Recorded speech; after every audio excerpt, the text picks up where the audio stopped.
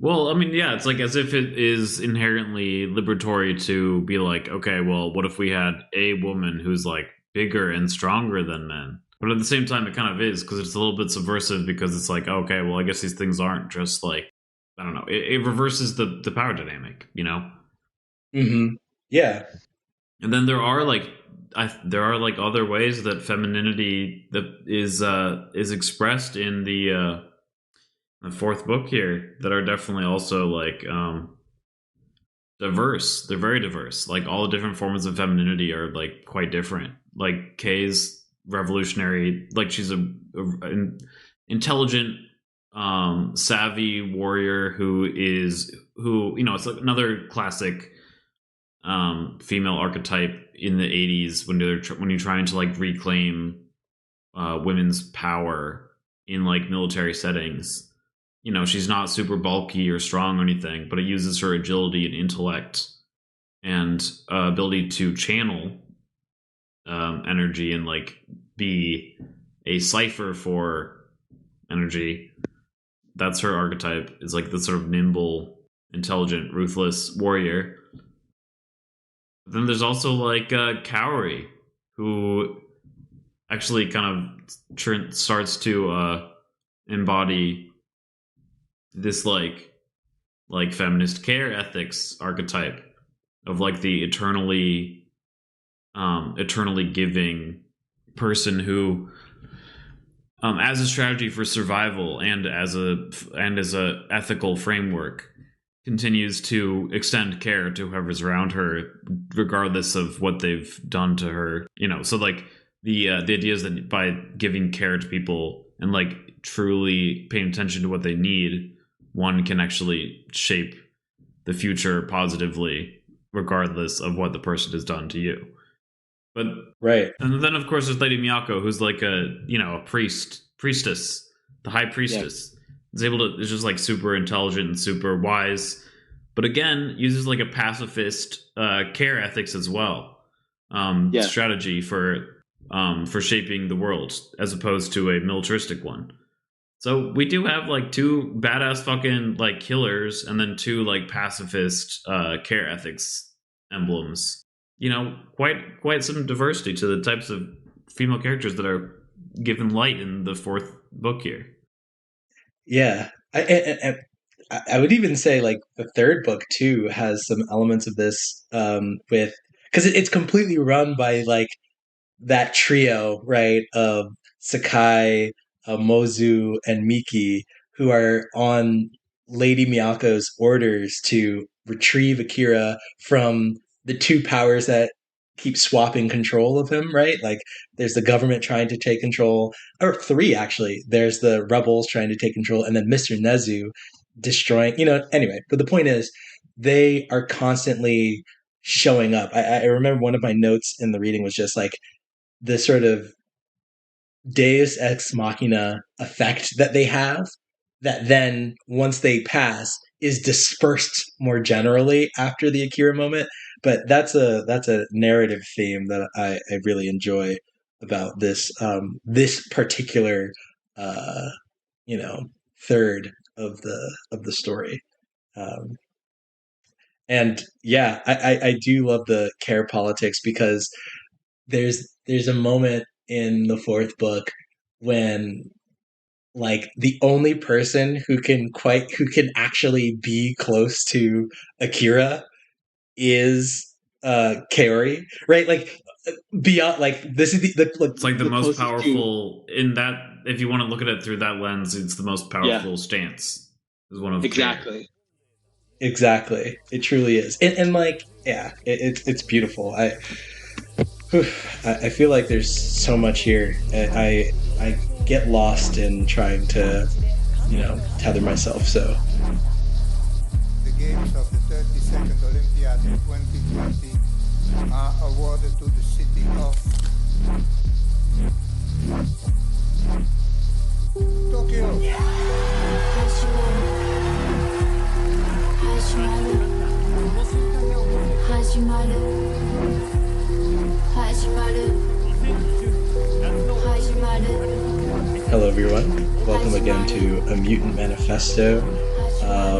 the Akira series, episode C, 22C. And I just wanted to, or both of us, we wanted to give a little bit of a content warning before we enter this, because these two books feature a lot of death of children, but also sexual assault and sexual assault involving children. And that can be troubling to some listeners. So please be forewarned. It might be a difficult episode regarding those themes, but we do hope that if you are able to, you will join us on this journey, because I think it touches on a lot of really important things, especially involving the decay of society and some of the anxieties, fears, and horrors that we face as civilization collapses around us. I see book 3 of Akira as the Volta, so to speak. Neo Tokyo is still in repair, and book 4 is sometime after the disrepair that happens in book 3 occurs, and how society, or lack thereof, begins to reshape itself. To spare you all the long spiel, at the end of book 3, Akira, the boy, the god, does his explosion thing again, after Takashi has been shot by Mr. Nezu. And in that moment, I use the word helter skelter a lot, but it's true, utter chaos. This is like a biological weapon that has gone off once again, and descend or brings the world back into what, in the Akira narrative, back to that World War III context. And Tokyo, or Neo Tokyo, is now in ruins once more. In book 4, we pick up with everyone who has survived and the states they're in as they try to navigate this new landscape.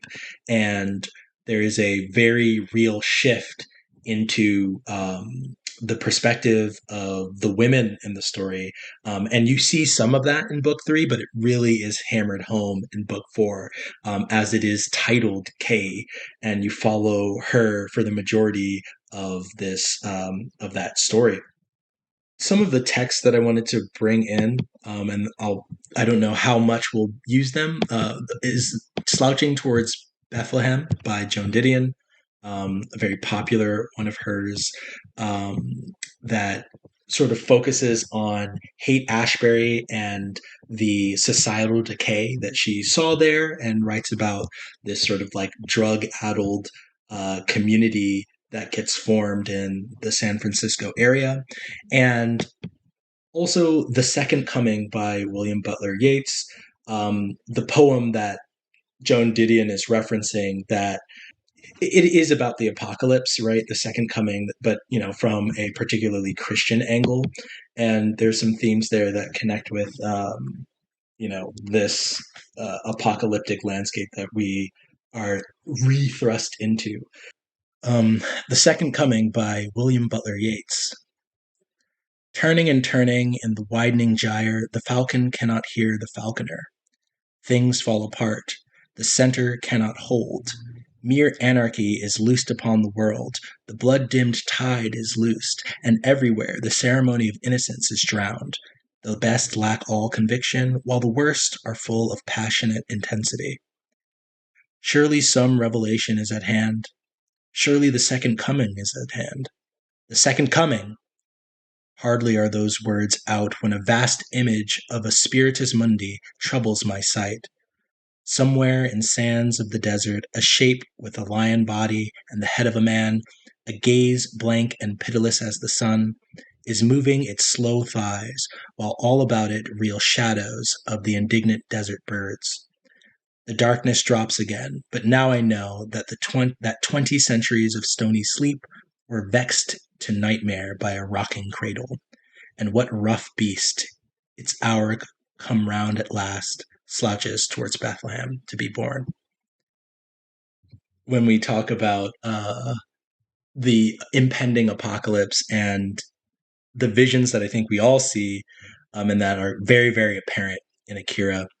And to contextualize that with Joan Didion, this, I think some of those visions, some of the specters that are identified in this poem come in the form of drugs, which is a theme in Akira, the sort of pills that enhance the psychic powers of the children, as well as the moral decay that is led and run by very young perpetrators of violence of the both, physical and sexual nature.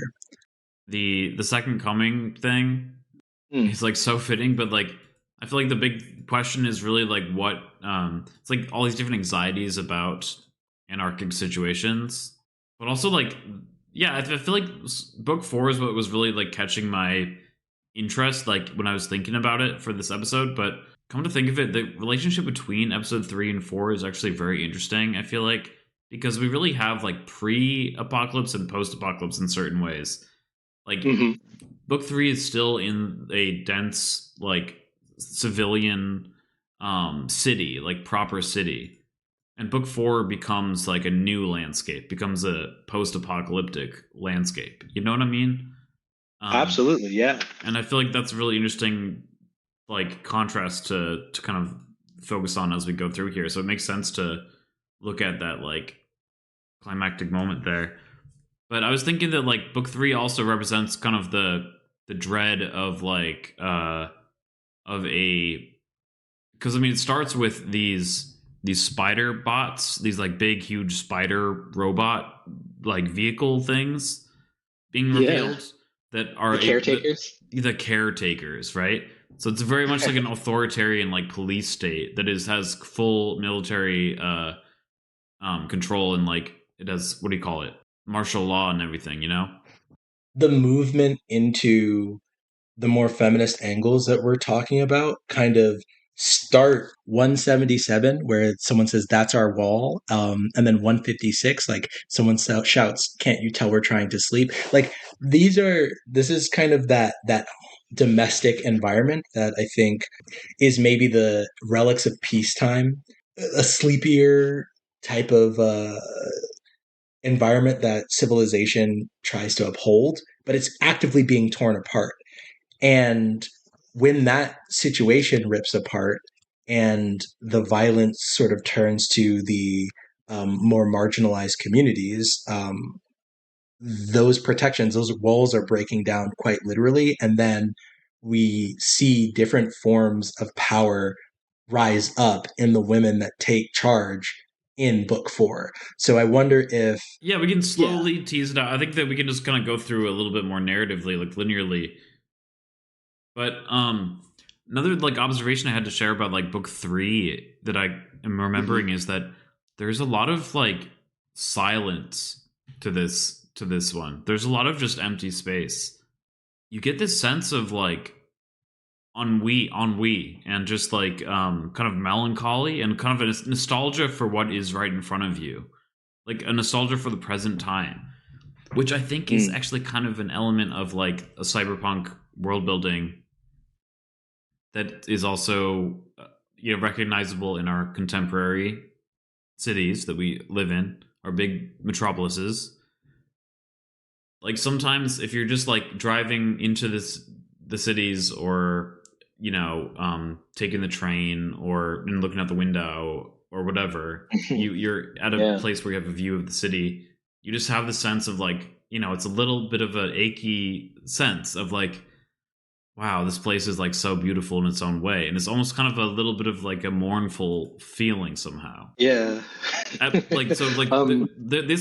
book 3 has like full pages where there's like no text. Like page 42 is just the colonel walking through the city, and it just shows the city, And it's funny that it should be like a nostalgia for something that's right in front of us, because it makes sense that it would be nostalgic, because like after the end of the book, it's completely transformed. So the peaceful civilian city is no more. Because I was just going to make the joke of like, book 3 really is the meme of romanticizing your melancholic solitude, but that feeling is like in that meme. You see this sort of, I don't know, Victorian dressed character looking out on a turbulent sea, but these like strolling through the city, the almost like, I would say I would describe it as a narrative ear ringing. Like there's a lot of silence, as you were saying here,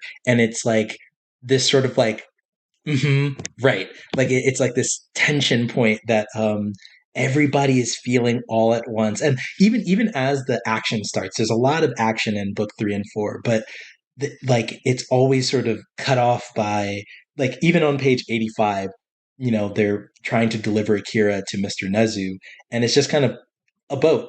It's just the boat. There's just, it's like, they're sort of like showing catalysts as almost like stills before the calm before the storm in many ways. Well, yeah, this book has contrast between silence and like cacophony, whereas the previous two books like had a couple, frames where there would be like just a shot of the city or whatever, but yeah, this one takes its time, it's a lot it has a lot of pauses, but then it'll be cut with these like claustrophobic scenes of city, like urban warfare. Right. Which I think actually, another thing I wanted to just kind of weave in real quick is like, I do think that like this, both the anxieties and the kind of combat that we see in 3 and 4, if we want to see real world like reflections of these things, I think that this is where we see a little bit more of like Palestine potentially being like, at least when it comes to like the tactics of like urban combat. You think about how like Israel brought in all those like huge tanks and stuff into a zone where they are not familiar with the area as the locals, and that's where the guerrilla style fighting becomes like a major advantage for the defenders. And we see like Kei and Chiyoko like carrying out a very like guerrilla style of combat that is pretty effective here. A lot of like hiding and using the terrain, like the urban terrain, to your advantage. But then also we see like the uselessness of certain things, and again like the stupidity of like of certain military technology. Ironically, like big huge tanks like don't work well in dense urban areas, because before you know it, it's hard for the tank to move anymore, because there's all these ruins around it, all these like fallen buildings that block its path. And we see certain things like that come up here. Like, absolutely. I'm actually currently flipping through to look for the page where Kaneda has apprehended a tank. And I remember writing on this a little bit because it was very funny. The way he apprehends the tank is that he notices that the sort of commander of the tank, his head is out and he's distracted. They're running away from other soldiers at this moment. And then he realizes that they're distracted. And so what he does is he runs up, knocks that guy out. This is on page 165. After he says, "Hey, I need this tank," punches him out, brings him out, and then because of the system, right, this hierarchy system that the army or whatever the armed forces are a part of, he just goes into the mic and tells them what to do, and they obey his commands. They move the tank thing on 66. It hits a wall, and he's like, "Oh!" And then they just kind of break through the wall, and then he asks the tank to fire. And the language that he uses is they're like, "Fire at what, sir?" And he's like, "Front and center." And then the guy says, "But commander, it's just a house." He says, "This is a warning shot. We've got to restore order. This is a warning shot period. We've got to restore order. I'll take full responsibility." So they fire. It saves sort of Kei and Chiyoko from the pursuance, right? And blows up a house, so to speak. But there's this sense that the guerrilla warfare is about like the people really apprehending the like rigidity of the militaristic force and using that against them. Like the advantage of the technology isn't quite there because it is designed for the the war on the chessboard, but here comes, the hand outside of the chessboard that can move the pieces just as effectively, without necessarily needing to be a credentialed military official. Yeah. And even like the next panel after he successfully gets the tank to shoot, we see another like large panel that zooms out and sees like it's like a skyline of the city. And it seems like it's like a nocturnal skyline, like it's dark. But you see the city, like there's all these like well-formed buildings that they're not decrepit, they're not falling apart. But there's like a big explosion in one part of it. I mean, a pretty small, relatively speaking, compared to the other explosions we've seen in this book, but it's kind of this like quiet looking scene of a city, with a little explosion in it, and it says "Koom," like. But so I think that's another example of like this interspersing of like this sort of silence of the city, like the city as it should function is just like a nice harmonious city that hums along, and then these conflicts are starting to hammer away at it, at its piece. The thing that I think about with that, especially that image, right, is that in this book in particular, chaos and maybe order are married, right? Like the order of the Neo Tokyo as it stands is, the ambiance of this nocturnal skyline, and the Kum is the relic of chaos, right? There is warfare going on right now between three factions of the government, sort of resistance groups, and the sort of like coup d'etat that's happening right now. And I use the government loosely because Nezu is like related to the government but a counter government. So maybe there's four active here, but to bring back the ants, that ant imagery from the last episode.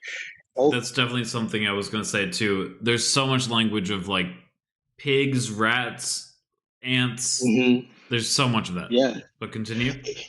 Yeah, I just wanted to paint this picture of like whenever you're in sort of a wooded area or anywhere that has like a full ant mound. When I was younger, what I would do is I would just kind of stare at the ground, and if I stare at the ant mound, you can really get to see the chaos and order of millions of ants just like crawling all over the place. And like, what if you look up from that scene, it looks peaceful, the landscape is fine, nothing is as chaotic. But as soon as you move down to the granular, there's like absolute mayhem happening beneath your feet. This is the moment where, if we bring in other horror movies where like you've stepped on the ant mound and the bullet ants are crawling up your leg, right? Like the jungle beyond you is relatively peaceful. It is its own metropolis and it's in order, but there's a disturbance. And this is where the sort of like the smaller bits, the part that's been festering on the ground floor begins to rise. And I still think that there's harmony here, but it's harmony as it starts to shed its horror. Like these are the people that live on the ground floor of the Jetsons scenario, where it's rising up those towers. Because you're right, this is an image of, on page 168, this is an image of like a Neo Tokyo suburb, it seems. Biker gangs aren't roaming through. There are, as martial law has been ordered, right? In the morning, there are kids asking if they have to go to school, right? And maybe I skipped forward a bit to to book 4, but maybe the last point I'll make on this is that it feels like the tension is inside of a bubble at this point, and and everybody, and the book is literally just trying to show you that the bubble is going to break, so that when you look back to all of these pre fighting moments, it really hammers home the nostalgia of the Colonel walking up the stairs on page 42. It hammers home the Kaneda, Kei, and Chiyoko, scarfing down bowls of food before they head out, and the caretakers are about to roam, or even the image of Lady Miyako and Nezu sort of in their bowing before in their sort of sanctuary space, preparing for this impending thing. And maybe this is a good time to bring up some of uh, the women of power in this moment, because Lady Miyako keeps calling Mr. Nezu a mouse, but as soon as he leaves, like he's kind of like shown his hand on page like 82, a little before that and a little after. Another instance of this like mouse language. There's a lot. Like I could reference some. There's one where like the cops are shoo a bunch of kids away from one of the mecha spider things, and they run away. The kids run away as being like, "Shut up, you stupid pigs!" And then the very next panel is the cops being like, "Oh, stupid kids! Like if they pressed the wrong button, they would have gotten blown up or whatever." But anyway, yeah. Just again, like I know that last episode we focused on that a little bit. This idea of like the flies and everything, but this one has this book 3 was probably the most prevalent instances of using dehumanizing language to describe people. Mm-hmm. On 141, Kaneda has written graffiti on the wall specifically in reference to Mr. Nezu, calling the rats in a trap, and like it's so funny. Talked about as a mouse or a rat quite often, including by as you were saying, Lady Miyako as a her little mouse. Right, exactly. And then she in the panel right after calling him a little mouse, she calls him a rat. He says, you must bring me on 83, you must bring me Akira before this little rat is completely beyond control.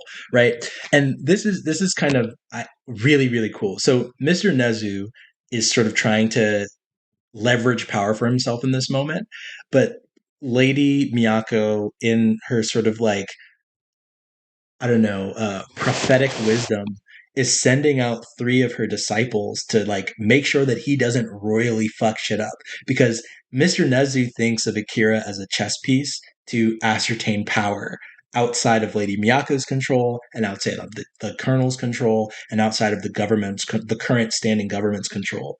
And Lady Miyako is quite literally like trying to keep him from destroying himself, and he's so ambitious that he can't see it. And in this moment, I was just going to say, in this moment, I think of the preventative nature or the sort of prophetic nature of the women in this like story, be it the movie or the comic, where whatever peace is to be had or is currently existing, they're striving to keep it together and curtail the like the sort of masculine enterprises of the dogs in power, the soldiers, the men who are on the political tables. Like, for all we know, Lady Miyako is simply a religious official who is sort of tangentially tied to the opposition party, of the leading party in Neo Tokyo, but she's not sitting at the board on the government. She is just leading what they call one of those cults, right? And but this cult, as we get into book 4, is actually sort of like a you know World Health Organization, UN like health provider for all of the dispossessed people after the cataclysm at the end of book 3. Um, she says this, yeah, and you take it from there, because I have a quote from Lady Miyako that is in book 3, but it really speaks to why Tetsuo and Akira's crew gains power, but also why, on the same terms, Lady Miyako and the temple gains power.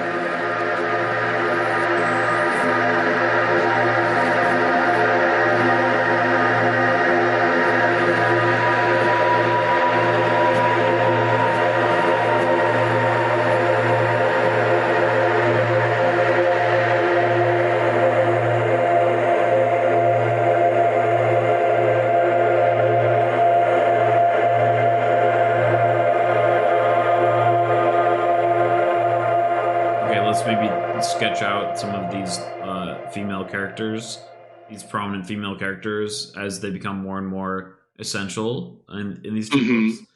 So, like, I was going to prompt, like, why don't we start with Miyaku? So, what are her motives, and what is her faction? How would we describe her faction? Right. I would say that, like, Lady Miyako is maybe an outside influence of the opposition party to the current standing government in Neo Tokyo, right?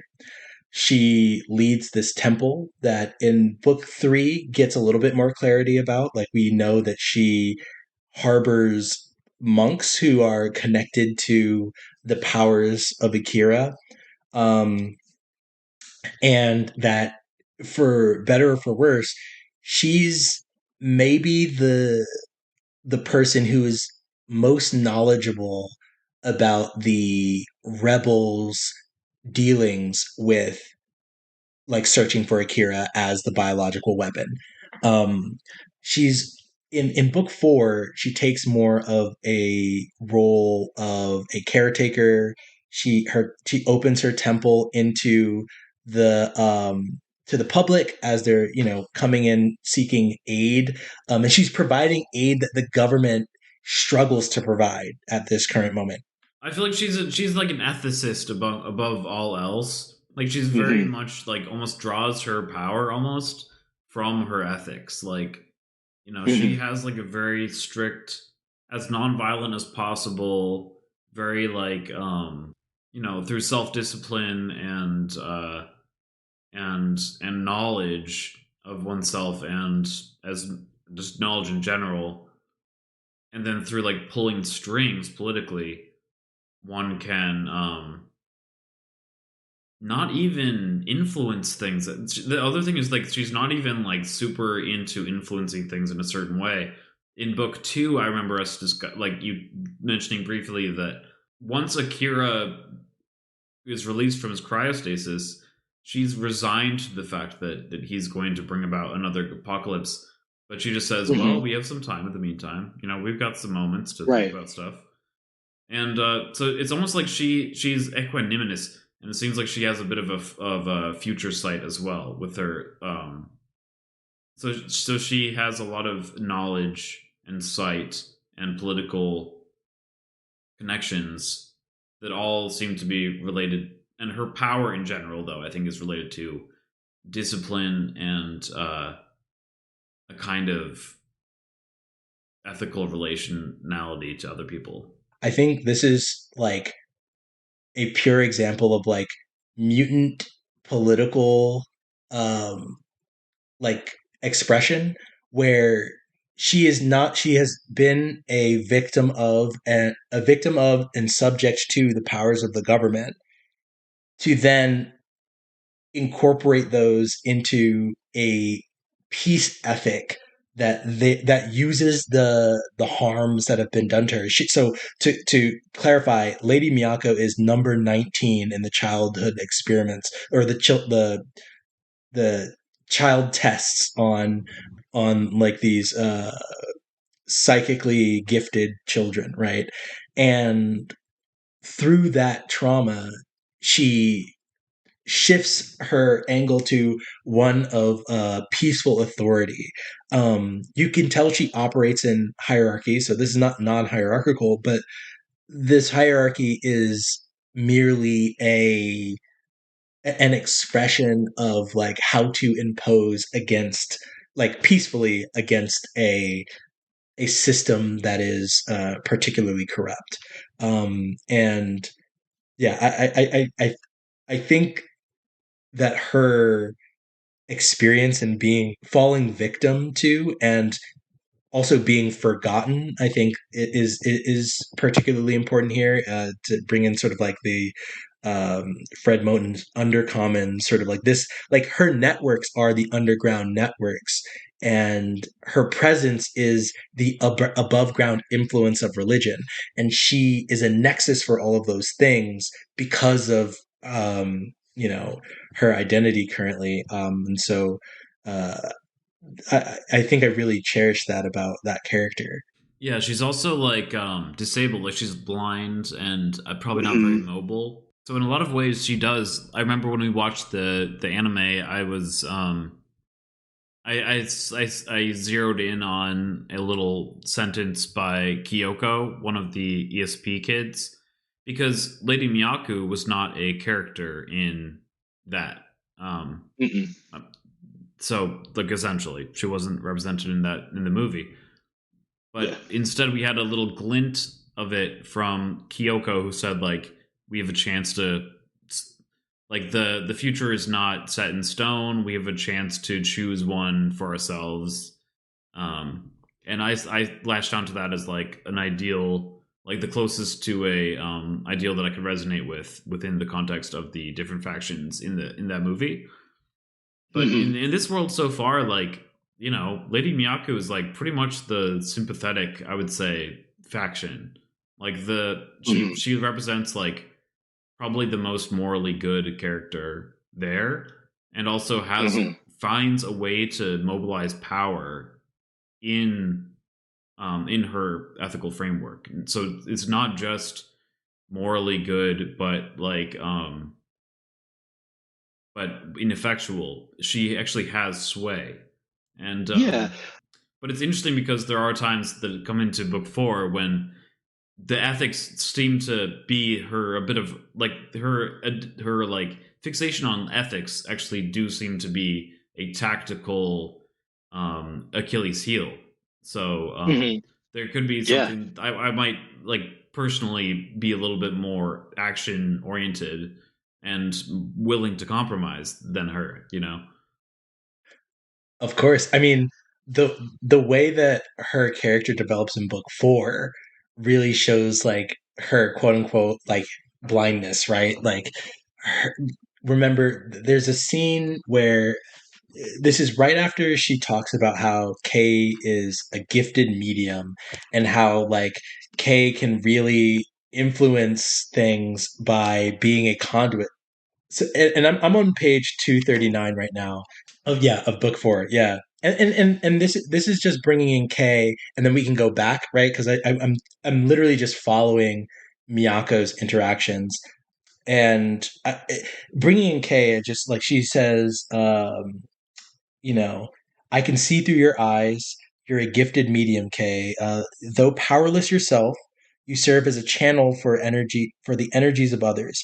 You must be hungry. Would you like something to eat? Okay, I want to. I specifically like this page because there's almost this sense of like Lady Miyako assuming this authority over these people. Like she's like, oh, like I see that you're a medium. I can. This is how my powers interact with yours. Like you're great. And Kay is currently she's showered. This is the post second cataclysm. She's showered. She's in monk's robes right now, and there's a sort of like master and apprentice feel to this. Right, we're back to the more you know ear ringing silence from the page before, like 238. But if we flip over to 310, just about, this is where the action sort of rises again. Kay shows a different side of her. Lady Miyako is rigid about like everybody should be nonviolent. In this part, this is in 290. She says, "What do you hope to achieve with violence?" Yelling at the insurgents from the new Tokyo Empire. That it's Tetsuo and Akira's sort of gang, and all of her monks are being mowed down. They're finally starting to fight back, but around page 298, 299, Kay gets a machine gun and it starts to disobey Lady Miyako's orders. She starts killing some people. She starts getting like, the monks rallying them up, trying to move um, our little friend Masaru, who's currently incapacitated, because they're trying to capture him. And there's an elevator scene. Sorry, I'm frantically trying to get to it, where Miyako is literally telling everybody that they need to hold their ground and just stay peacefully in the temple and get mowed down by everyone. But Kei and Keisuke say like, screw that, get in the elevator, right? So this is 313. She says, Kei, you mustn't kill him. So she doesn't shoot the guy, but she just kind of like tells him to drop his weapons. So she's taken up power for herself. She's not being this sort of this passive medium that people can move energy through. She's actually acting and being a conduit, and she has been doing this long before, so she doesn't really need this medium to tell her anything. And then there's the scene that I'm talking about in the elevator is the second assault by the new Tokyo Empire. So I got ahead of myself there, but the elevator is further along, and let me stop there because I think we can start going backward on Kei's power dynamic at this moment. I mean, we could probably even make a grid out of it, but like if Miyaku represents like a lawful, okay, she's very powerful, but not physically powerful, extremely pacifist, then Kei would be someone who is like, you know, she's like physically powerful, has like this conduit ability, apparently, which is really interesting also because I think that honestly at this point I actually do kind of just want to bring in some of these like feminist kind of concepts. Let's do it. Just to kind of like, just so that everyone's kind of on the same page as I kind of like, as we continue to analyze like what these different characters kind of mean in this like 80s context of like women's liberation, which is tied up in all the other questions when it comes to apocalypse and anarchism and you know, socialism and like the fight for a meaningful existence in the wake of and in the light of coming and recent apocalypses.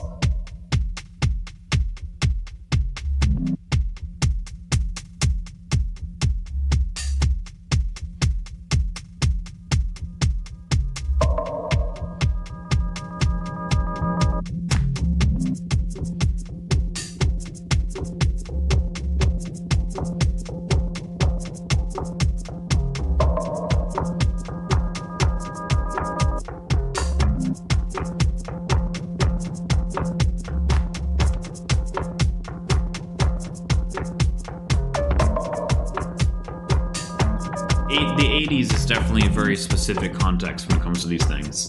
Like the 80s is a time when women's liberation is beginning to really gain arms in the West.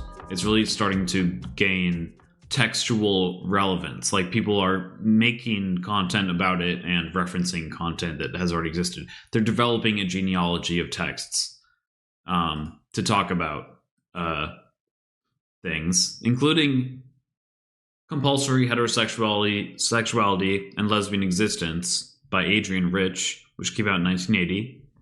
And this basically, the concept of this book is to deconstruct the idea that it is normal for women to be heterosexual. Basically, the idea is that like heterosexuality is a complete artificial imposition that is violent because it separates people from their natural existence rather than an upholding of a natural tendency. And she does this work partially by deconstructing the idea of lesbianism as purely a sexual category. She says that we can think of lesbianism as something that exists on a continuum from, you know, the feeling that a mother might have when she's breastfeeding her daughter that might be like pleasurable in some way, to the feeling of getting a hug from your friend, you know, after, you know, you've had a hard day or whatever, to the to like full on, you know, getting face deep in between a pair of legs. But like, yeah, there you go. So like this like continuum, posing lesbianism as a continuum rather than a binary, you are lesbian or you're not lesbian, is potentially useful in unpacking the many ways that men continued to in the 80s. And, you know, this is again not something that we're rid of, lay claim to women's existence in so many ways, financially, emotionally, intellectually, labor-wise, all these different ways. It's not that men and women are essentially different, but it is that because of the conditioning that's so deep-seated, both culturally and also in individual instances, like to this day, like being a man has a lot of things that it takes for granted and a lot of like conditioning that it takes for granted. And then like in that context, to claim femininity and to like accept it and to live within it and to pay homage to it, to like represent it both in oneself and also in narratives is itself can actually bring up new possibilities for the way that we interact with the world compared to identifying with, representing, etc. men, which would have like usually been the default. And then, okay, I've got two more quick little feminist like 101 references here. One of them is the Bechdel test, which Alison Bechdel wrote about in her comic series Dykes to Watch Out For, because her friend was telling her of this thing that she does where it's like she doesn't go to the movies unless she can see herself represented in them, at least in some way. We also have to make a note that Alison Bechdel meant that as a joke. Like, she didn't intend it to be like a lens through which we see things, even though now it's used like that and it's a catch-all. She, like, as flippant as it was, the impact sort of left like Alison Bechdel's hands and was like, well, now it like people are actually using it as a form of critique, which I don't remember if she thinks of it particularly negatively, but it is useful. It's useful.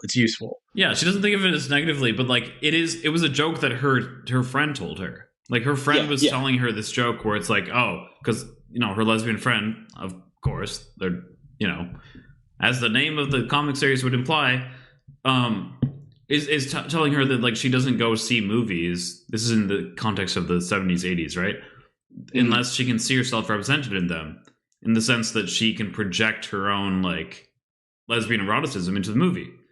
And she was making the person who was saying it in the comics was saying it in the context of like, oh, the only movie I was able to see was like Alien, because that had like one scene of like a woman talking to another woman about something other than a man. But yeah, it's gone on to become like this thing where nobody knows who Alison Bechdel is, and if they do, they think that the quote is attributed directly to her, but it's actually not, But but it's gone to be this thing where it's like you should like a movie passes the Bechdel test, is like basically feminist or whatever if it has two women talking to each other about something other than a man. But there's different versions of it and stuff, and also like that test doesn't like, I don't think that's like worth dwelling on. But it is something to be considered here, I think, because what subjectivity are we taking for granted, right? I think that like, and in the first three books, I think that like it has been so based in this sort of like male perspective that to see like in book 4, we see our first conversations between women that are not about other men. We see women become more than just the nurse who was like the nurse in book 1 or whatever, or the infirmary worker, who was complex. I mean, she was an intelligent person, who was like good at pharmacology and in love with Canada, but also she was only a cute girl who was used transactionally to gain information about drugs, and then left. But we saw her for like 2 pages total, to the point where like seeing two women interacting gives that like interiority and depth. But beyond all this, is it just a matter of representation? I think that because of the way that men and women are conditioned so differently in the 80s context, it is actually something beyond simply identity politics. When we talk about the female versus male perspective, huge quotes around both those things. Right. Okay, so like from Adrian Rich, the effect of male identification means internalizing the values of the colonizer and actively participating in carrying out the colonization of oneself, of one's sex. Male identification is the act whereby women place men above women, including themselves, in credibility, status, and importance. In most situations, regardless of the comparative quality, blah, blah, blah. So there's an idea that like actually the maleness is part of the colonial project. Like the identification as male as the default is part of the colonial project. Mm-hmm. And then, which I think that we saw represented again, that was kind of one of the things I was hammering a lot in the last 2 episodes of Being Manifesto, is this concept of like maleness being such a driving force in the way that these like absurd like military things continue to, these absurd like actions that don't make sense rationally, but like they seem to be some sort of competitive thing that just keeps, you know, hitting back and forth between 2 different parties. So that's where this final thing of this final reference of feminist care ethics comes in. Feminist care ethics was based on a person named Carol Gilligan's work. She was a feminist writer in the 80s as well. Let's see. Here's a quote. In the different voice of women lies the truth of an ethic of care, the tie between relationship and responsibility, and the origins of aggression in the failure of connection. The hardest times for me were not when people challenged what I said, but when I felt my voice was not heard. Unquote. Basically, the idea is that like through this feminist process of like divorcing oneself from a purely male identification and identifying with female subjectivity, one can actually expand one's possibility of like interacting with people and situations to incorporate a style, like a tactical style of shaping things that is based around care rather than combat, you know, that's based around supporting people and hearing people and knowing what they need and being empathic and actually like providing people what they need as a strategy for developing a better future, as opposed to vengeance and competition endlessly. Yeah. So so those are, I don't know. Do you see how those 3 different things kind of interact here? Oh, absolutely. And I'm sorry to bring up. I just wanted to mention, to like clarify the angle with which we were approaching the Bechdel test for folks, because I think um, I just remember getting into trouble when someone had mentioned that, and I was like, I know that, like, I love, I've read all 3. If there's another one I think that I haven't read of, like, most of Alison Bechdel's work, and like really like her work, and you know, I think it's important to bring her up here in a very specific way as we're talking about graphic novels again.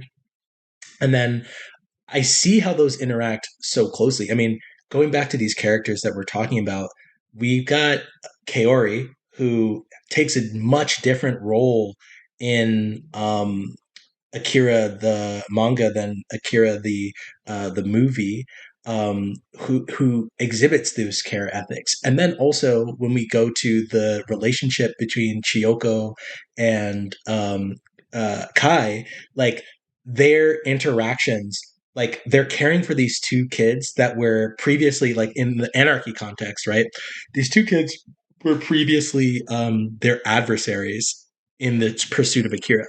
Now they are caring for them because they are children, right? And they are motivated by trying to bring in a sense of like a safety for them, and together they use different, they're employing both the martial and the care ethics outside of politics that is driving this new world. Right. So like, okay, so exactly, so like it's true, like, okay, so Chiyoko and Kei are both like super soldiers, like, you know, genius combatants. Chiyoko, Chiyoko we should focus on too, because we haven't even talked about her yet. But she's my favorite. But yeah, like, because we don't even know her. She wasn't even in the movie either. Honestly, analyzing the difference between the gender representation in the movie versus this is actually very interesting. But again, I will say that like the movie, I think, does a decent job representing the like negativity of the male perspective, I think. So that I remember, speaking of it as a feminist text in that way, in a very 80s way. But I feel like that this, like book 4, is when we start to get the female representation in the 80s context. And still aligned with the same sort of like kind of feminist angle. And again, like I want to hammer home also that like we're not talking about this in an essentialist way. And in fact, these feminist texts, even from the 80s, are anti-essentialist in many ways. But the point is that it's the conditioning that one adopts with a gender identity that has certain effects. So yeah, I just wanted to kind of hammer that home again. Because I will say it's really interesting, right? Like if we talk specifically about the conditioning, right? Like this book 4 focuses a lot on the status of these children and trying to protect them. And what better way to tell that story than to allow the women who have been acting in the background for the most part to go forward? If we look at book 3, Lady Miyako mobilizes 3 girls to acquire Akira because, in a sense, they're the ones who are actually invested in Akira as an individual, whereas Mr. Nezu is on the same mission, but everybody knows he's trying to like use him as a political pawn for power. And so the most effective caretakers have always been the women in this text. You've got, Sayori, who she's the main one that seems to be the closest to Lady Miyako in this text, and then her 2 friends Mozu and Miki, who are sort of like helping distract, helping like fight. There's a horrible moment, and this is book 3, and these are also ESP kids. Are these also people? Are these children that were experimented on? Do we think, or are they people that were like found their way to the psychic ability other routes? They were found. So basically, by book 4, you learn that they're like kids have these powers sort of inherently in them. Some of them do, some of them don't. Lady Miyako is a person who trains people in these skills, and her religion is somewhat tangentially based off of this, right? This is, also evidenced by how she tries to coach Tetsuo when he approaches her, but that's another story. But so the reason why Sayori, it's not Sayori, it's Sakai. Her name is Sakai. Sakai, Mozu, and Miki have these enhanced abilities is because they had training by Lady Miyako, but also have had the ability inherently within them. And the reason why the little kids are kind of warped but have stronger abilities is through the testing and enhancement from the government. And so they are in a psychic relationship to each other because they're related to the power that I think is sort of used interchangeably with the boy Akira. Basically, I wanted to emphasize how there's a shifting of hands between women of the children who are being sought after by the political forces. And it starts with Sakai, Mozu, and Miki handing off to Kei and Chiyoko. And everyone's trying to bring these children to Lady Miyako, who is a sort of safe haven for people, but most importantly, knowledgeable about the power Akira, and also is caring for millions of people post chapter book 3 Cataclysm. Yeah. Okay. So where I think that we should introduce Chiyoko and then do the Cataclysm and then get into book 4, because it's funny because like book 4 is really, I think I have like so much more notes on book 4 than I do book 3, even though book 3 is interesting. So yeah, but we were already like pretty far into the episode, so I feel like we should get along up there.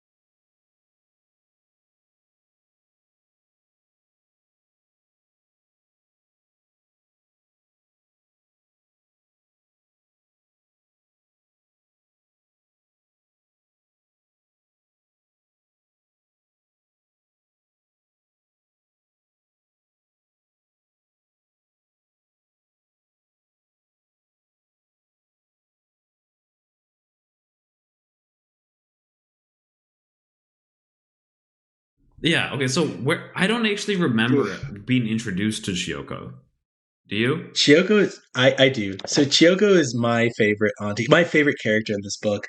The first time she was introduced was when Kai and Kaneda are hiding out after their first encounter with the sewers, right? And they found the bike. They go back to Chiyoko because Chiyoko is kind of their meeting spot. They're supposed to meet Ryu there as well. So is this Right? in book 2? They haven't. Yes, this is in book 2. They meet up and Chioko's like, "Oh, he'll be fine."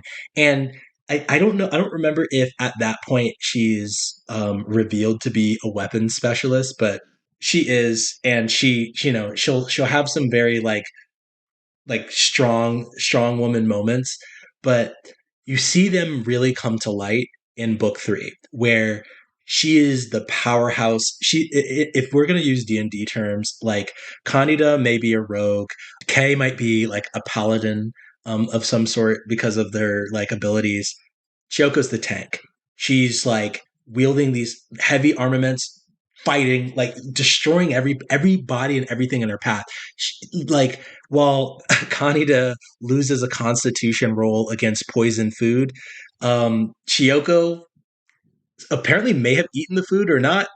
It is not even mentioned because she's just like Constitution high, beats the fuck out of everybody that she comes across, and saves the day. All of these teenagers are saved by Chiyoko by the end of this, and I'm thinking of Akira, who is held hostage at this moment in book 3, and Kaneda and Kei, who are sort of helpers in this sort of revolutionary movement. And it is interesting. I think the thing that I really love is she acts as like a feminist subversion of the movement, and like as an organizer she seems to be the strong, like she's not only very vocal but has her own moral compass as well as the like physical prowess to back up her motives and see them through.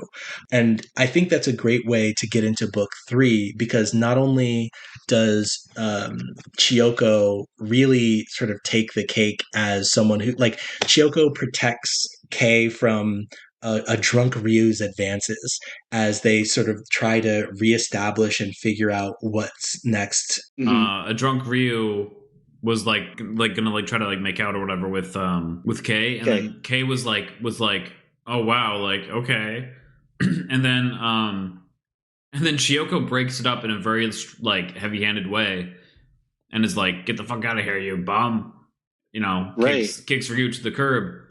But the thing is, then Kay is like, why'd you do that? Like, I love him and stuff. And she was like, oh, like, he's just like a bum, And I feel like there's a lot of dynamics at play.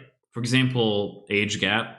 Also, though, is Kay, the question comes up for real that for once, like, is Kay actually in love with Ryu? You know what I mean? Like, is that part of her motivation for joining this revolutionary movement? Or is he like a father brother figure to her? And then of course there is the fact that she's like 15 years old or whatever, right? Mm-hmm. Yeah, that like there's a lot. I mean, also we can take into account that the age of consent in Japan is lower. So like, but at the same time, like this is a grown man drunkenly making advances on one of his co-conspirators, right? In a particularly frustrating moment, because they're looking for medicine and they're about to go on a mission. Like Chiyoko and Kei have decided, okay, it's time to make some moves, get some resources. And actually, I want to pause like in the setup scene, because they really do make a point of like exposing Chiyoko's breasts in the previous panels to like really, and it's like, I think they really want to hammer home that this is a woman doing these things. And so yeah, there's also something interesting about this sequence, because maybe this is the first time that we've seen like full frontal nudity from like a woman in this series, right? Honestly, at first I was like, oh wow, they're fetishizing even like the butch character. But then as they kept like proudly like showing the scene where basically she's just like taking a bath. She's just like washing her body and preparing, and then like, you know, redressing and like preparing for the day. And like I think Kay is in the background, you know, like also preparing and stuff. This is like I would say a non-male gazy depiction of breasts. You know what I mean? Yeah. It's like it's showing her as if she is a hero, like a buff ass, you know, like a buff hero who's like preparing for the day. You know, like the sequence where like for some reason Will Smith in I Am Legend comes to mind, where he's just like going through his daily routine, right? This like post-apocalyptic routine that keeps him anchored to this, like, you know, like he does this many push-ups, this many sit-ups, he like feeds his dog, he goes on a scavenging walk. He but there's, you know, there's surely scenes of him like working out and stuff, because that's like what he does on a daily basis. That's the way that we see her breasts are depicted. And she's like hot, but hot in like a butch lesbian way, and then like a, you know, like a masculine kind of way. I don't know. I just feel like there's something really important about that scene that really sets her as like this like feminist hero who is like this is like the strength combined with the perspective needed to defend our protagonists against the lecherous masses, which is like, this is where we kind of get into these tougher questions about like anarchism and sexual desire. I think there's a distinction between like other depictions of women being naked, right? The Tetsuo harem, and this being a nude. This is Chiyoko in the nude. But also, I think more generally, I think like she becomes like a feminist icon in the face of depravity, and that's where I sort of enter into this Ryu situation where, okay, like Ryu is just, you know, saying like, oh, my head's spinning, and he's kind of like losing control, but yeah, he in the goes to same I Am Legend, alcoholism, which is another theme of these books, is like drug addiction.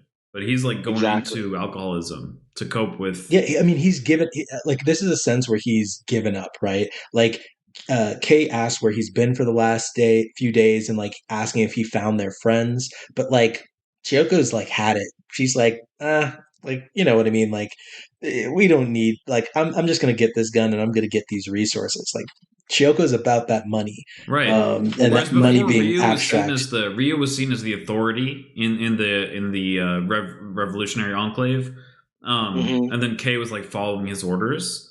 Like now, like Ryu is like basically useless, if not a parasite, and Chiyoko is. I mean, what's so great about her is like she's not only like able to take charge and able to like lead, but also completely able to just like go into a supportive role whenever needed. Like when Kay has something she wants to do, then Chiyoko is like goes automatically into like support mode. But if no one else is leading, then Chiyoko will lead, you know? 100%. I think her exhibiting so many different forms of power, like everybody who exhibits godlike power is like are these young boys flying around like superheroes. But Chiyoko is grounded in not only her physical abilities, but like she could drive pretty much any vehicle. She's like the MacGyver character, and also like a combat medic, where she not only can heal herself, but is taking care of these children, administering drugs to them so that they don't, you know, lose their minds as their powers sort of get a hold of them. She's able to carry the vessel that holds Kyoko across this post-apocalyptic wasteland to reach Lady Miyako's hideout, right? Like, they get separated by a gang of the New Tokyo Empire that has been watching them for a minute, trying to figure out how they're interacting with their territory. Okay, I feel like this is a time to bring in the apocalypse. There's an apocalypse at the end of book 3, essentially. Yeah, that is triggered by Akira having another episode, and then Kaneda disappears into sort of like a ghostly ether. We don't know what the fuck happens to him, but he's gone. Okay, so that's just some housekeeping. But then also some more housekeeping is that like after like during book 4, the world is transformed in the way that it is transformed in an apocalypse, meaning revelation in Greek, because everything flippy flops. All the different power dynamics are switched around a little bit. And I think this is very interesting. I think this is very interesting because so like it's this time of topsy-turviness. We see all these different things flip around. So I'm really curious to talk about the way that the colonel and scientists are depicted in book 4, which is related to Chiyoko's heroic journey with Kyoko. But also, before that, I think that we need to set the stage by talking about what the new Tokyo Empire, is that what it's called? The Tetsuo-led faction. We need to talk about who they are. So basically... Oh, it's the Great Tokyo Empire, sorry. Okay, yes. Make Tokyo great again. The giver. So selfless. So generous. But you and I know too well. You want to feed too. For your parents are now too wasted to provide.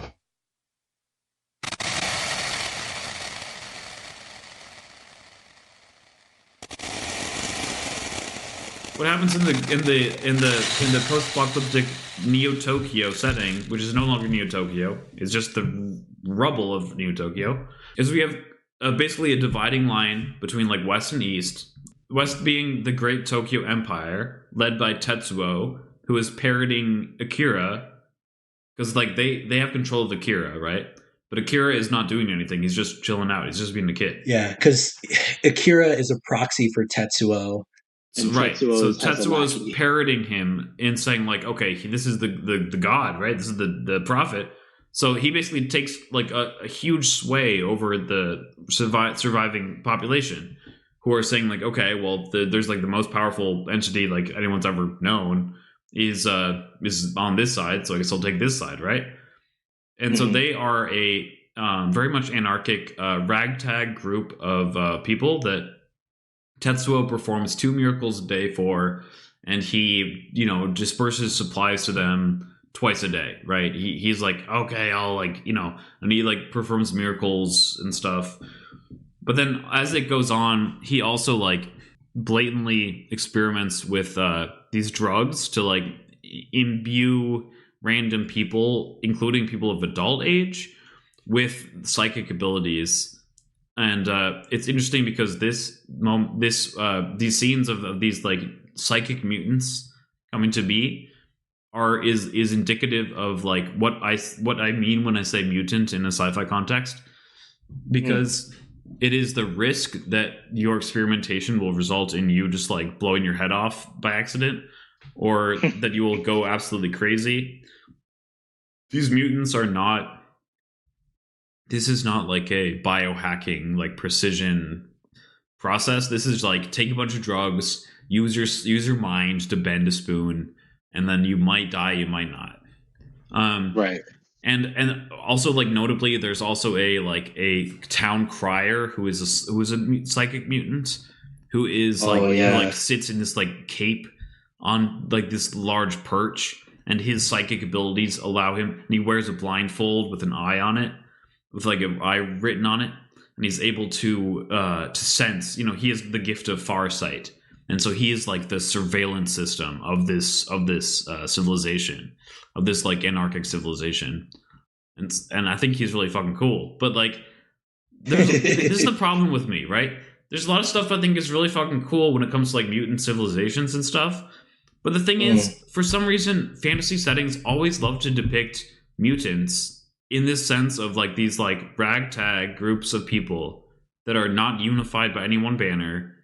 I mean, I guess this one is kind of like, I guess this is like the Trump version. This is like a Trumpian fascist movement. But the aesthetics of them are always depicted this way too. They're always depicted as like brutish and evil, Yeah, but wouldn't you consider Kyoko, Masaru, and Takashi mutants as well, and Akira?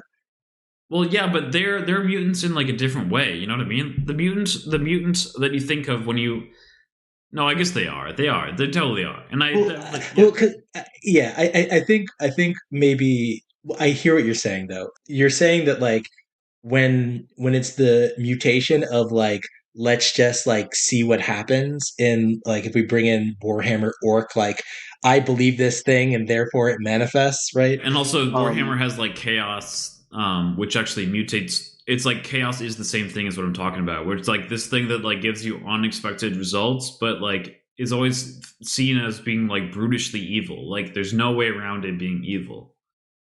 Right. Maybe like an angle that I see is that it gets depicted as evil because the people who are trying to mutate for the goal of power, and that like warps this perception. Because I'm thinking that like Tetsuo could have been the outlier in this regard, right? Like Tetsuo could have been like, I need to understand. And I think you get some of that when Tetsuo goes and meets Lady Miyako as well. Yeah.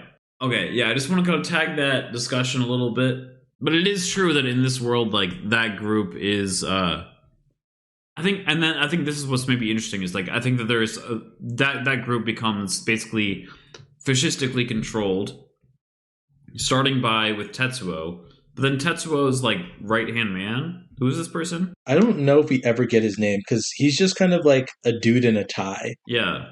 So he's like a like a slick talker, who's like the second in command of Tetsuo on the Great Tokyo Empire side. The Great Tokyo Empire is such like a classic like fascist thing, like name. You know, it's literally like Make America Great Again.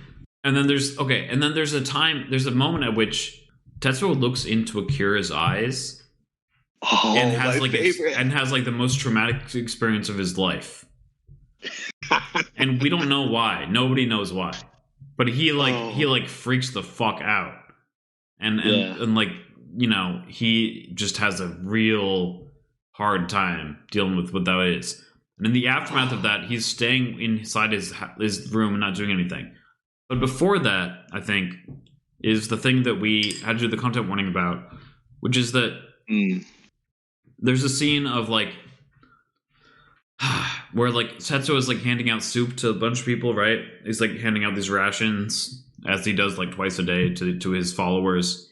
But this time he has this idea that he's just gonna like dump a bunch of the fucking pills into them to just see who survives and who dies. You know. And then as Right. part of that, there's like his wingman, the slick talker guy, is like handing out the soup.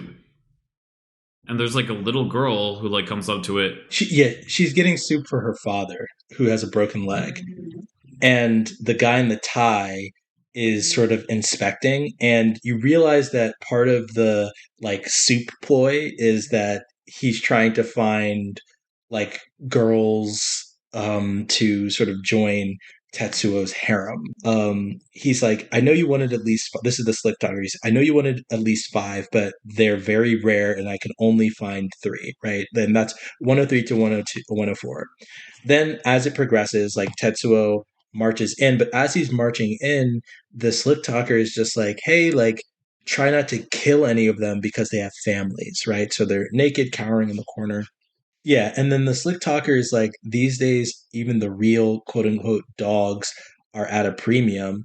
And it's just too bad that nice girls like that get sent to the slaughterhouse, right? Like, and then he says, I wouldn't mind one or two myself, for all I do for him. Thanks a lot. So I would, So I yeah. honestly think that he has a sexual intention with them, but for Tetsuo, that might be part of it. But I think that his main goal is to do this like experimentation stuff. Because the first thing that we see him do with them is be like, okay, everyone's going to take these drugs now. Well, and Good. then like the drugs like have like it kills most of them. So this is where I think this is where the slouching towards Bethlehem thing came in, like that quote that I read when we were talking before comes in, the quote of the, I guess, the communication company guy that what's his name? Chester Anderson, right? Where it's like, they come into this situation, they're given drugs, right? And it's supposed to enhance their sort of psychic powers. But what I see on page like 108 is that, like, while the sort of, exploitation, the assault is happening, right? There's a psychic component to it for Tetsuo, right? And as we go into these scenes where, he's also having these flashbacks of his past, his sort of like emotions, his future, etc., and he's overwhelming these people, these women who've taken these drugs with that sort of psychic energy, right? It's a confluence of torture, and like it's almost like he's trying to make it a pleasurable experience, but his own trauma keeps coming out in this moment and hurting people. That's how I read it, at least. And even this moment, right? Like on page 113, the K, where am I? Like he's tapping into the Akira power source, but he's also bringing these women into it with him. Like it's almost like sacrificing them. It's like a ceremony in my head. And even though he's sort of having these, like a sexual experience, it's always tainted by his trauma. And also he talks about how Akira, quote unquote, is messing up with his sort of like psychic orgy to some extent. And the reason why Kaori kind of makes it out alive is because, like, she doesn't take the drugs, right? So there's like a clear connection between like awakening and expanding the power with the drugs, but also like if you resist, you can kind of Yeah. Well, it's kind of like, Yeah. I think that this is something that, I mean, bringing in Warhammer as well, like Warhammer 40k, there's this idea that's actually common that, like, if you step into the psychic waters, then you are vulnerable to psychic attack. So then that would kind of follow that, like, the drugs open you up to these psychic realms. If you don't take them, then you won't be as powerful necessarily, but you also won't be as vulnerable, Right. I'll pause on the Joan Didion to go to the scenes where Tetsuo meets up with Lady Miyako. Yeah, because in the aftermath of this, like, trauma that Tetsuo endures after looking into Akira's eyes, he seeks out number 19, Lady Miyako, to gain wisdom. And these are leaders of opposing factions. Right. This is the West meeting the East. but he's not totally stupid, he's like, so like he knows what he's doing. Like he's like, okay, like I need to get insight in order to like straighten out my shit. So like I need to go talk to this person. This is the moment where, when I was trying to outline anarchy in the previous episode, I was trying to show that like the shifting power dynamics in this state of societal collapse makes unlikely friends, because there is a sort of cohesive force that binds people together. And in this scene with Lady Miyako and Tetsuo, it's this stream. And I know I used this for another episode, like a stream metaphor somewhere else, regarding politics, but Lady Miyako is using it to describe the like almost this like life energy, right? Everybody's a part of it, and it is the universe. And what Tetsuo doesn't understand is that, and this is on page 191, Akira is not in the stream. Like the stream exists, and like when you use powers, you sort of tap into the stream and then accelerate the stream's force back. So it's like you tap into it and you can manipulate the environment of the stream. But Akira being out of the stream is like a level beyond. And then she starts arguing. She's like, hey, like, just so you know, like on 193, she says, surely you must realize the drugs you take slow the development of your power, right? And so there is this sort of there's a paradoxical relationship between the powers that one has and the connection to the stream.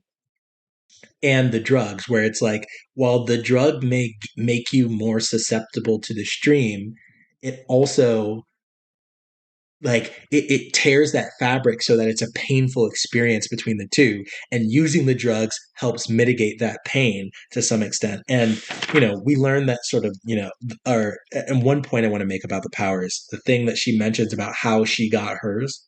Yeah. What she mentioned about hers is that the way that they started the experiments was they say they used glass tubes that were inserted into the neurons of the subject's brain and repeatedly stimulated with electricity in specific patterns designated to create a variation of their genetic composition. And then after doing that, they re-inject it into their bodies directly, to have it interact with their DNA specifically. This is also connected to the double helix imagery that we see Akira making with his telekinesis powers, the double helix that appears in Tetsuo's trip, as he's in his sort of orgy state, interacting with those women. And there is, I don't know, it's a really challenging moment to understand the powers, but also like maybe I'm getting ahead of myself, but it's that going back to the stream, it's that Akira has somehow achieved something so far beyond what the scientists could conceive of, that he has tapped into he's tapped into a plane beyond human existence. And let's also bring in the fact that Akira hasn't even said a word. He hasn't spoken at all to anyone in any of this situation. So his godlike presence is completely grafted upon him, and also, it grafted upon him in the same way that fate and destiny seems to be grafted upon Lady Miyako. But he's somehow torn away from the fabric of either plane of existence. And it's very interesting. I'm talking about Akira right now. And it's quite interesting to see how Lady Miyako gestures at the fact that Tetsuo could potentially achieve the powers of Akira if he were to leave the drugs behind. That that while the drugs may be a vehicle to sort of quell the painful side of the powers, it's not those like they are ultimately inhibitors because they are solely a grounding force, and not and as a grounding force they're limiting that like the side effect is that they inhibit inherent or innate abilities within you. you know It's interesting because the thing that precisely she says that, quote, they expedite release of some of your mental energies, but they create a sort of short circuit that prevents you from becoming all you could be, unquote. So I think that he's probably moved on from inhibitors to accelerants. Yeah, because I see it as like this sort of fast twitch muscle versus short. If you're building bodybuilder muscles for explosive energy, you may get really, really bulky, and you may be able to sprint really, really quickly, but you may only be able to sprint and use all of those muscles for a short period of time because you lack the endurance. But someone who takes the longer route of training those muscles is able to sprint quickly, but maybe not as super quickly, but then is still able to maintain that speed for a longer period of time. So it's like different strengths. And I think while the stimulants enhance the like ingesters' abilities by giving them sort of like a quick burst of that energy, it also wears you out. So it's like you use your ultimate move, and then now your half your health is gone. But if you can learn to take the passive effects of your powers and actually live with those powers, you're not going to use the stimulant. It's like my argument. I have really, really flat feet. I use arch supports to walk around comfortably. But at a certain point, I realize that if I rely on the arch supports, I lose muscle. Like my feet aren't gaining the muscles to actually build and sustain an arch. So while yes, I'm able to like imitate the powers of running around and walking normally, um, I can't do that with my regular feet. But I think of the pills in that way, and I think that when you get to the end of book 4 and he said he's trying to go cold turkey, and then he's like, I need the drugs, like the addiction kind of gets that is my favorite moment. But also, right, um this is this is a moment where this is post him deciding that he's going to train himself, and also having these, like, he's destroying the city around him in his sort of second apotheosis. I'm looking at the destruction right now. Like, he's just he I'm looking for the moment where Lady Miyako talks about how his screams and the destruction that he's causing is a rebirth, and that everybody's experiencing the pains of his rebirth as Tetsuo himself is looking at the moment of his physical birth, right? Like, entering the stream takes him beyond time and space in the same way that Kaneda is currently and then not in the element. When we said he disappeared at the beginning of the episode, he's in the stream, and then he reappears at the end of this book after having been brought out, like, I guess, we can assume by Tetsuo. They kind of swap places, and sort of on 374 Kaneda reappears, but like there's like multiple birds happening right now, and these are sort of birds of you know men from the great mother force that they're tapped into. But I think on that thread, I was just sort of waxing poetic about the beauty of that power and the almost apolitical nature that it forces upon the world, be it the cataclysmic moment in book 3, the secondary cataclysmic moment from Tetsuo in book 4, and all of the people in between experiencing these things, these unlikely friendships of Ryu the revolutionary and this like black ops co-opted government agent trying to do research as a spy to the great Tokyo Empire, right? I think, and sorry, this is the thread. I know it sounded kind of discursive, but the thread is that great stream is connecting them all through threads, whether they're able to tap into the power or not. I'm ceding the floor to you. You give us the last word, because we have to maybe like. Is it time for last word? I guess it is. Lady Miyako exhibits feminist care ethics in this instance of training Tetsuo, her nominal adversary. He is literally the leader of the oppositional force that later burns her temple and kills her monks and the innocent people that she's housing. But quickly, just an example of anarchy at work. That was all I was going to say. Continue. Infinite faith in humanity. That you have to have the faith. Another thing I wanted to say is that there's a yin-yang between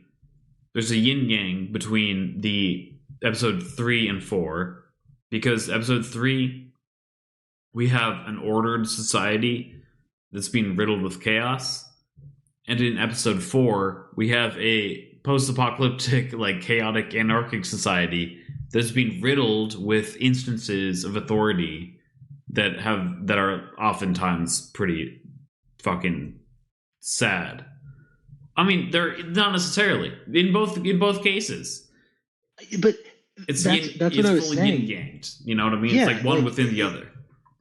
Yeah, earlier in the episode, that's what I was like trying to get at. It's like these two books really exemplify how chaos and order are married, and while they're constantly in conflict with each other, there is this sort of natural law balance, and I there is a sense of that the pain and suffering and the joy, mirth, and like, safety that we experience in both of these worlds is part of the same cosmic thread. I guess my last real I also wanted to mention that like addiction is a big thing here. It's been the theme of the episode of the podcast. Like I think that my addictions are the aim of them are mainly to dull my my damn mind from going so fast all the time. You know what I mean? So there's something to be said there. And then also like on the episode with Ione Richardson about Fate and Fortuna. They made the claim as an herbalist who's spent a lot of time dealing with people who have worked with them about addictions. They said that like addiction is like a mother wound from their experience, or like a wound of parenting, a wound of like the primal scene. So I feel like that's very, very pertinent to the representation of trying to give up addiction that we see in book 4.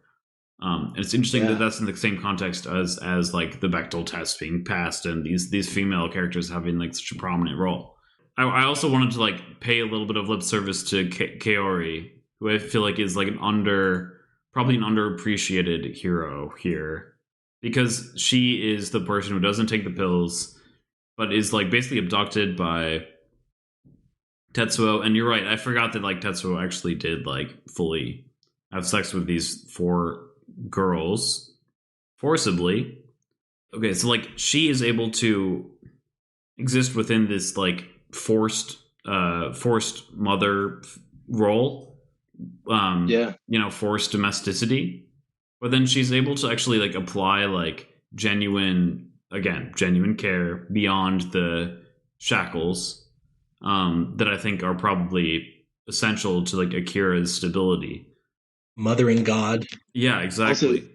And it also, I just wanted to add, it extends a little bit to Tetsuo as well.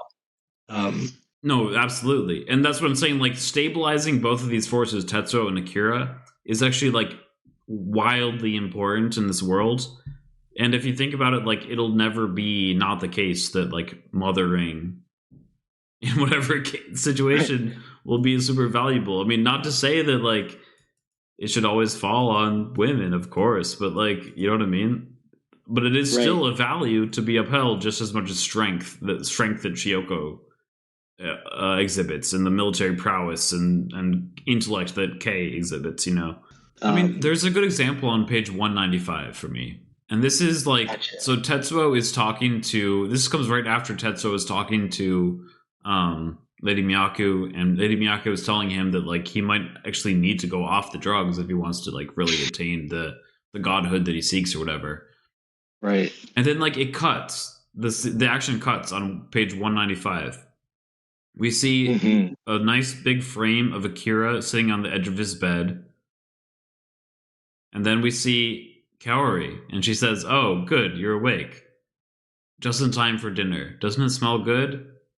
I'll keep you company while you eat, so you won't get lonesome, okay?" And you see her actually like have a faint smile on the last of those 3 sentences. That she speaks as she's like carrying a little tray of some kind of soup, you know, just yeah. And then there's the panel of like the place where they're at, which is like a flooded, devastated city that has like it just is like the skeleton of a huge building in like a submerged landscape. And it's kind of, you know, it's like a peaceful, tranquil, and it has that sense of this nostalgia for the present, just like that other scene in book 3 that I was talking about earlier in the episode. So it just is kind of like a quiet moment, and then the action cuts back to like Chiyoko like fucking up a bunch of like, you know, scavengers as she transports a kid to safety, but. Just the fact that they like spent this like, you know, this page just like having this quiet moment between Kaori and Akira. And like again, Kaori is like the most intimately related to Akira, maybe more so than Tetsuo, right? So like she is literally like the and again, she's like 14 or something. She kind of looks younger, but like a common thing would be to be like, oh, she shouldn't have to do this, absolutely. But it's like, for some reason, I think that it would be glamorized if a 13, 14-year-old were to like go on a shooting spree and like kill a bunch of people that like harmed her or her family. Mhm. But for some reason, I have the sense that like this scene would be like overlooked by a lot of people, you know. But I think that this is equally, regardless of gender, like a really important role that doesn't become less important in times of war, you know. I completely agree because I think that when you do a more feminist reading of Akira, you are more primed to see the interconnectedness of all the anarchic relationships and the family structures that are forming and solidified and reforming through this despair. So, thank you all for listening. It was a pretty hefty episode because there's just so much to unpack here. These two texts are really, really chock full of deep things. And we appreciate your time and ears. And please, if you want to engage with us on this, let us know. Like, I have the books, and you can see some of our notes and disparate thoughts. I'll give it to you with the post-its that I have. So if you're in the DC area or you want me to media ship it to you, I'll just Venmo you for the shipping. So yeah, thanks. It's been me, Josh. And me, Jackie. All right. Well, thanks everybody. We'll see you next time. Sometimes it feels like something went wrong, and that's why we're here. That we're in some kind of cosmic cage or simulated psy-op. We become in the face of simulations and psy-ops, and from wrongness spring. Syncretism is for the honorable and dishonorable alike. In thought and in body, no one, not two, in sky and sea sewn. We dream up shadows to love through and hold their calloused hands, shaping change in the nether pool from breath to breath, and coming up again and again, seeking vistas of freedom. We embody a haunted perspective and witness the chaos from above. Learn from the labyrinths and breathing mountains. How do you look, and where are you looking? Note when you're stuck, put sugar on your tradition pills, and record before breaking. How's that feel to rot with glee, to decay with me? Like the process of radioactive decay in unstable atoms, degeneration yields a more sustainable nature.